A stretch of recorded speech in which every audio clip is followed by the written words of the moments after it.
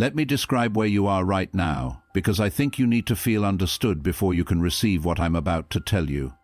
You are in what I call the invisible season. It's the season where you are doing the work but not yet seeing the results. Where you are growing but the growth isn't visible yet, not to you, not to the people around you.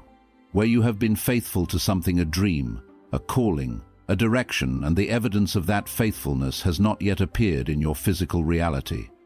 And that gap between the faith you're living and the proof you're waiting for is one of the most psychologically and spiritually painful places a human being can occupy. Because in that gap, doubt moves in. Comparison moves in. The voices of people who said it wouldn't work get louder. The timeline you had in your head has come and gone without delivering what you expected. And some days, if you're honest, you wonder if you misread everything. If you've been building something that was never going to stand. I want to speak directly into that place today, not with empty comfort, but with truth. The human brain is wired to interpret waiting as rejection. When something doesn't happen on the timeline we expected, we experience it neurologically as loss. The anxiety, the grief, the quiet panic, these are real physiological responses to uncertainty. But here is what the delay is actually doing. It is preparing the infrastructure for what is coming. Think about this. A building that goes up too fast without the right foundation will not hold the weight of what it's meant to carry. The foundation work is invisible. It happens underground. No one takes a photo of it. No one celebrates it. But without it, nothing else is possible. You are in foundation work right now.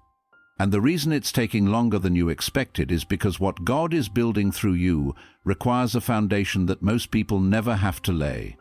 The size of your delay is proportional to the size of what is coming. That is not a cliché. That is architecture. I want to be careful here because the word chosen gets misused. It is not about being better than other people. It is about being assigned to a specific purpose that requires a specific path, and your path includes this exact season of waiting and refining. The people who are called to carry significant things are almost never the people who had it easy. They are the ones who were stretched, tested, and broken open in ways that created the capacity to hold what they are being given. Your suffering has not been random. Your struggle has not been punishment. It has been curriculum. You are being educated by your experience in ways that cannot happen in any other classroom. This is the one I need you to really sit with. Right now, today, this week, this season, there are conversations happening that involve your name, and you are not in the room. There are doors being unlocked that you don't even know exist yet. There are people being positioned in your path whose arrival will change everything, and they don't know it yet either. The provision is not waiting for you to figure everything out. The provision is already in motion. Your job is not to make it happen. Your job is to stay ready. I'm going to say something that might be uncomfortable, and I say it with full compassion. The money, the abundance, the provision, the financial shift you've been praying for is not being withheld from you arbitrarily. In almost every case, the financial breakthrough is directly tied to an internal shift that has to happen first. Not because God is punishing you for not being ready, but because the version of you that would receive that level of provision right now might not be able to steward it, might not be able to hold it without losing yourself, might not be able to use it for what it was actually meant for. The inner work you've been doing, the healing, the growth, the letting go of old patterns and old identities is not separate from the financial breakthrough. It is the preparation for it. When the inside is ready, the outside follows. Almost always. Some of you are still grieving departures that you haven't fully made sense of. People who left your life, whether through choice, circumstance, or conflict, who you thought would be with you for what was coming. Here is the truth that took me a long time to understand. Not everyone who was meant to be in your life for a season was meant to be in your life for the destination. Some people were assigned to walk with you through a chapter. And when that chapter closed, their assignment was complete even if neither of you knew it. The loss was real. The grief was valid. But the departure was not a betrayal. It was a transition. And it made space for what is coming that could not have arrived while those relationships were still occupying that space. Every day that you showed up when you didn't feel like it, that was an act of faithfulness. Every time you chose integrity when no one was watching, that was building something. Every prayer you prayed when you didn't feel heard. every boundary you held when it was costly, every time you kept going when everything in you wanted to stop. None of it was wasted. None of it went unnoticed. You have been building a record of trustworthiness, and that record is the reason you can be trusted with what is being prepared for you. God does not entrust significant things to people who have not proven they can be faithful in the small things. You have been proving it, quietly, consistently, and it counts. Here is a question I want you to sit with honestly. If everything you've been praying for arrived today, could you handle it? Not just financially, emotionally, psychologically, relationally. Would the version of you that existed 2 years ago have been equipped to steward the life you're asking for? The growth you've been going through, the painful, unglamorous, invisible growth is specifically designed to close the gap between who you are now and who you need to be to live the life that is coming. You are being upgraded from the inside, and upgrades take time. I want to bring in something from my background as a physician here, because this matters. Gratitude practiced deliberately, not just felt passively, changes the neurological and biochemical state of the body. It activates the parasympathetic nervous system, reduces cortisol, and shifts the brain out of threat detection mode and into a state of openness and receptivity.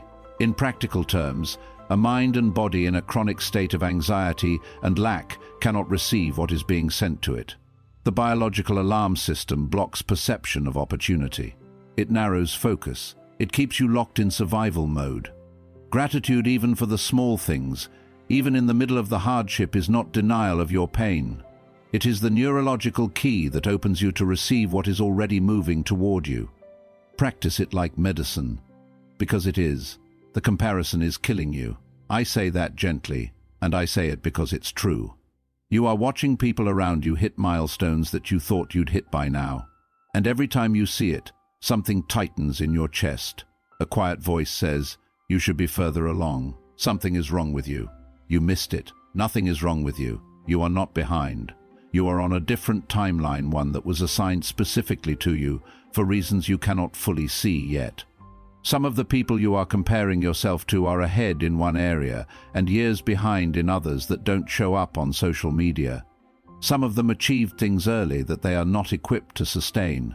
Some of them are moving fast towards something that is going to cost them more than they know. Your timeline is not a mistake. It is a mercy. Trust it. I want to be honest with you. I don't know exactly when your breakthrough is coming. No one does. But I know. This, the people who give up always give up right before. There is something about the nature of growth and provision that front-loads the hardship and delivers the reward at the moment when everything in you wants to walk away. The pressure you are feeling right now, the intensity of the waiting, the weight of the uncertainty is often the sign that something is very close. Not always, but often. Don't walk away from what you've been building. Don't abandon the prayer that you've been praying. Don't close the door on the path that you've been walking. You are closer than you think. The funding is already approved. The blessing is already signed. The provision is already in motion. Hold on. I want to leave you with something that I hope you carry with you long after this video ends. You were not brought to this moment accidentally. You were not built the way you were built by accident. The specific combination of your gifts, your wounds, your history, your hunger, and your faith is not random. It is intentional. It is specific. It is designed. You are a chosen one, not because you are without flaw, not because your faith has been perfect, not because you never doubted, but because in the middle of everything you are still here, still trying, still believing, still showing up for something you cannot fully see yet. That is not ordinary. That is extraordinary. And God does not invest in ordinary. He invests in the faithful, in the hungry, in the ones who keep going when every reasonable voice says stop. He is investing in you, right now, in this season, in this waiting, in this preparation. Your future has already been secured. The funding has already been released. The doors are already being opened. All you have to do is keep walking toward them. If this spoke to something deep in you today, if it gave you the breath you needed to keep going, subscribe. Every week we go into these places that most people don't talk about. The intersection of faith, psychology, healing, and what it actually takes to step into the life you were made for. You are not alone in this, and you are closer than you know. Keep going.